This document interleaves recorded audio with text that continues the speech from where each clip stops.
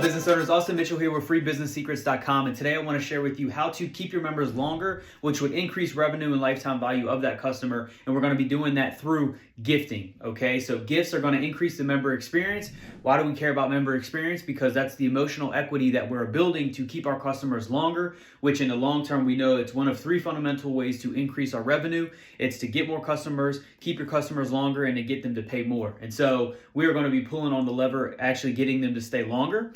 And so I think in a lot of industries, gifting is not that common. In real estate, we see that all the time. At closing gifts, it's a very common thing for real estate agents to go buy a gift for their customer, their client when closing, okay? But this is not as common in other service-based businesses, and it needs to be because it is very important in the sense that nobody else does it. This will be the thing that sets you apart, okay? And increasing that experience for your members. And so how do you do that? Where do you get the numbers to actually care about the gifts? If you have a lot of clients, how do you pick which ones get it? How do you pick how much to spend? And so in real estate, we'll use those round numbers. So say you get $10,000 from a closing.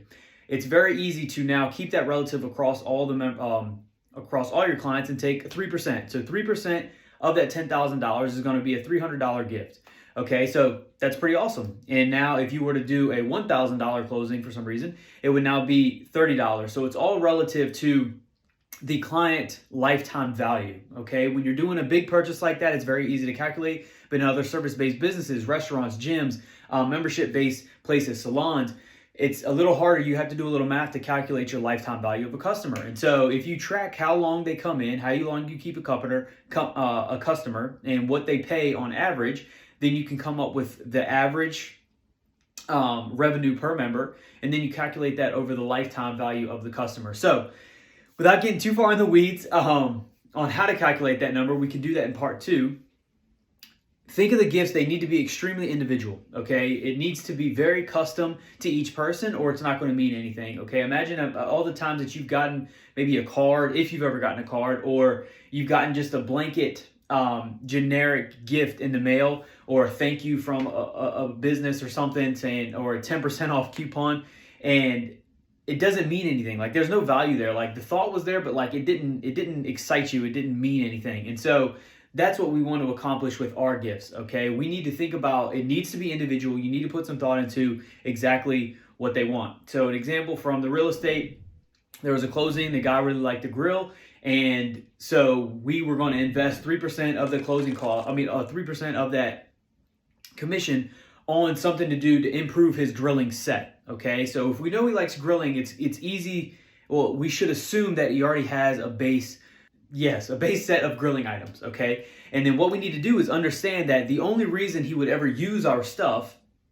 is if it's better, okay? So this is where it's very important to understand how much you're going to spend, because then you can really define, like, are you going to buy 10 small things, which will still amount to something big, or you need to do one big thing that they're actually going to use, okay? So for instance, if the guy's a griller and we buy a set that's parallel or actually lower quality than the set that he already has, he's never going to use it. And if he's not going to use it, he's certainly not going to talk about it and create referrals for you, okay? We want to increase the member experience so that we increase our emotional equity to get them to stay longer, because now there's a feeling of reciprocity. But we also need to get that. A secondary would be to have that gift be talked about, okay? Have that gift be so sweet that whenever anybody comes over, the bonus points are that they're now talking about it. So for that guy, if we were to get a super nice like Calphalon set or something like that, to where now every time he's grilling or using those utensils, he would have a reason to talk about it to his friends, because it's something he wants to show off. It's something he wants to brag about, okay? Another one that we were talking about was a whiskey drinker.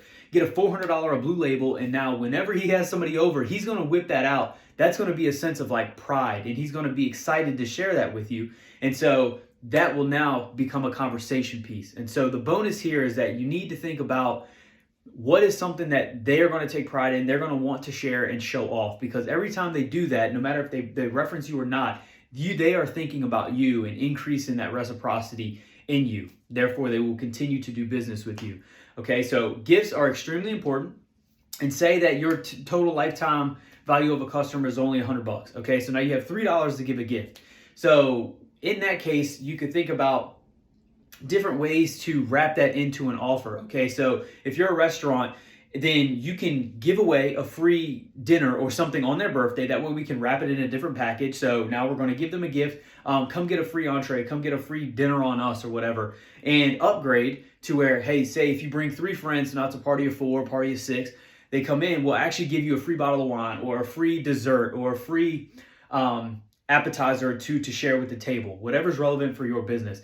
And that can then be the gift to now, it was started small with an entree, but now they actually brought in 3 people, 6 people to come in, bought that meal, and now the full value of that customer, really, because they're referring those people, that whole dinner is going to be a lot more expensive, and now it falls back into that 3%.